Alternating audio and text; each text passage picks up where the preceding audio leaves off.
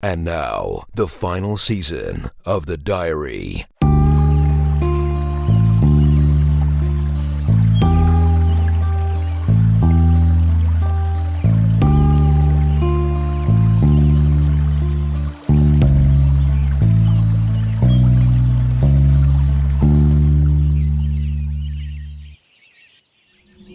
Previously on The Diary. I walked into my mom's room in Jessica's house, holding up Dad's journal entry from my diary in one hand and the newspaper clipping in the other. She's got some explaining to do. She said, "The fire started. Your dad rushed in and quickly brought your sister out. He had not been able to find you, so he went back in, but never came back out. I finally gave in to those words your dad wrote in his journal." I keep having these vivid dreams about my own death. The first one happened on the day they were born. I mean, why would someone tell a person who's about to have twins that one of them will be the good twin and the other one will be the evil twin? The older they get, the more I see it in them. One of them is an angel, the other one is pure evil. The following day, I decided to give your sister up for adoption, thinking maybe this way she would stop trying to kill you. Oh no, do I smell gasoline? Now burn, sis. Hate R. Yesterday, before Jessica and I went clubbing, my mom gave me my birthday present. An all-inclusive trip across South America for both Jessica and me. My sister, she has burn scars between her shoulder blades. You know what that means, don't you? I took blood from the good twin, and for the next month I was mellow and passive, but now the effects are wearing off. I'm going back to being my despicable self. If she has the scars, then I am the evil twin. The following takes place on June 6, 2015. Dear daughter, it is with great trouble and a heavy heart that I pass this knowledge on to you. I never really wanted you to know this, so you could grow up having a choice. And that's why I lied to you last week. But you deserve to know the truth. I just couldn't give it to you face to face. To make it up to you, I've used some of the money we got from the house insurance to buy you this birthday present. I hope you can forgive me. Without further ado, here's the whole truth, should it help you find your path, wherever it may lead you. The small hours on the 6th of June, 1996, right about the astronomical twilight, were windy, hot, and humid. I was lying on a hospital bed, waiting for you and your sister to join us in the world of the living. I was already in labor, and everything was going according to the schedule the doctor had planned. However, not long before it was time to start pushing, something went wrong.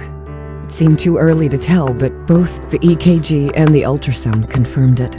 From one second to the other, there were no longer two heartbeats. There was just one. One of you died before being born. This is when the largest thunderstorm this town has ever seen began. The doctors scrambled to try to figure out what was wrong with the twins, but no one could figure it out. I started to panic. The idea of having a dead baby inside of me both frustrated me. I wanted to do everything possible to save it, and it so disgusted me. I could feel an unsettling wave of rottenness spreading outwardly from my loins. The storm outside kept growing louder and closer. A few minutes later, the OBGYN decided to switch me from a natural birth to a C-section in an attempt to save the two of you.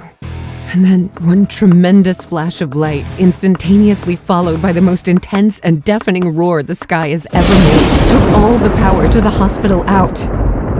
My heart skipped a few beats because of the turn of events and the uncertainty it brought. For about 30 seconds, it was pitch black in the room.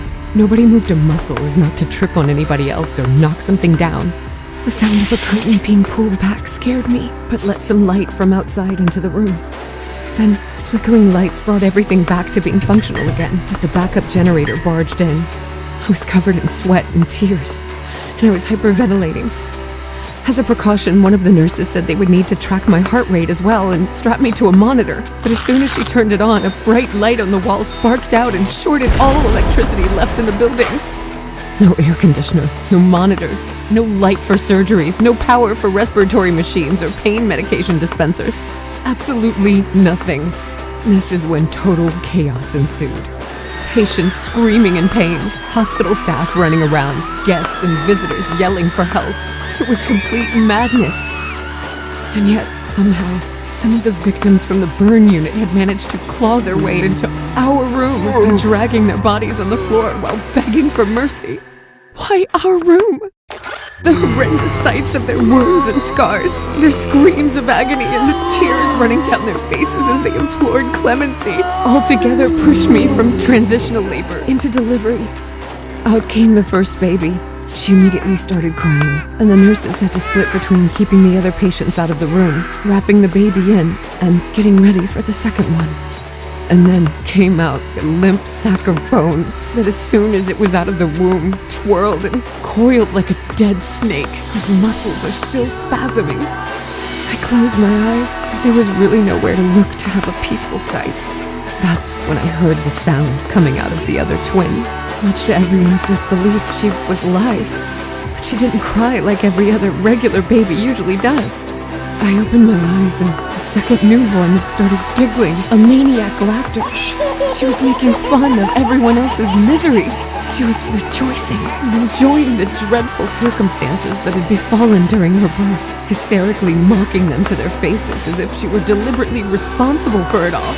Then the first twin started crying again, but this time it felt like a sad, remorseful wailing. It was as if she was carrying shame and was burdened by the events that took place. That day, 6 people lost their lives due to the power outage caused by the storm. 6 other ones fell into comas that they have not woken up from until this day. And 6 more disappeared from the premises and were never found. You are the second twin. Your father knew it. I knew it. Your sister knew it. This is why after you put her in the hospital and still kept trying to kill her, I decided to give her up for adoption. I was hoping she would be able to forget it all and start anew. And I decided to keep you instead, because you were my responsibility, my burden. I could not just pass you on to an unsuspecting family. It was my cross to bear, and no one else's. I did not stay in touch with your sister, and do not know who she grew up to become. But she seems to have tried to get revenge by setting our house on fire with you in it. I am truly sorry I lied to you before, but I wanted you to believe there was still a chance for you to be good inside. Both of you are my daughters. I don't want to tell you what to do, and I cannot favor one or the other. But I will give you this. Here, the address to where she grew up is on the back of this letter. You're old enough now to face your demons on your own. I am hoping this information will help level the playing field between the two of you. Love, Mom.